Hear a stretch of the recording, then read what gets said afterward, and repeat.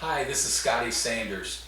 In this video, I want to talk to you about first look in the mirror. So I want you to think about the leadership challenge. So when you have a person that's a weak leader, when anything happens that goes wrong, the immediate response is, it must be someone else's fault. So rather than looking in the mirror, they tend to look out the window and say, you're not doing a good job or you didn't do well. So I want you to think about the impact that that can have.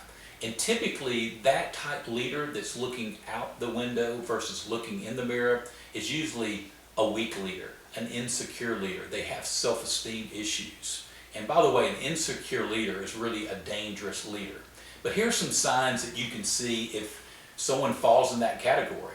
Typically when there's a insecure leader or a weak leader, that you start seeing that there is a demotivated environment. People tend to be attitude issues. They tend to not be as enthusiastic.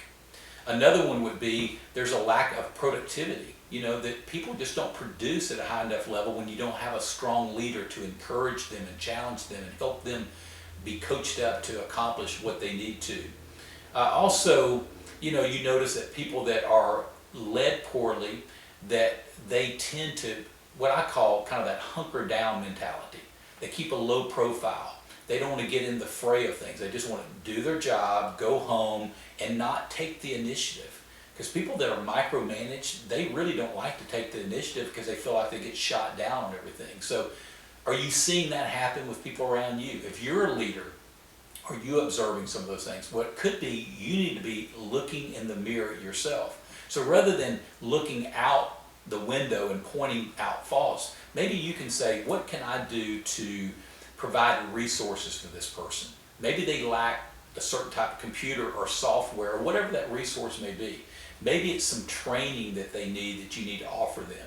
Maybe go off to some type of class. Maybe they need some leadership development that you could provide, a book or a resource of that sort.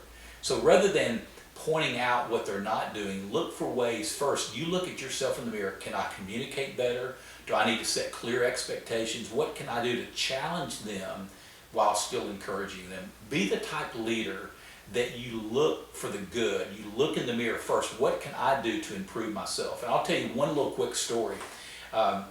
This is a friend of mine that was working for a pretty large organization, but they were having some leadership challenges. And when I met with him, this has been a few months back, he was kind of beat down. You could just tell he was defeated. He kept his head down.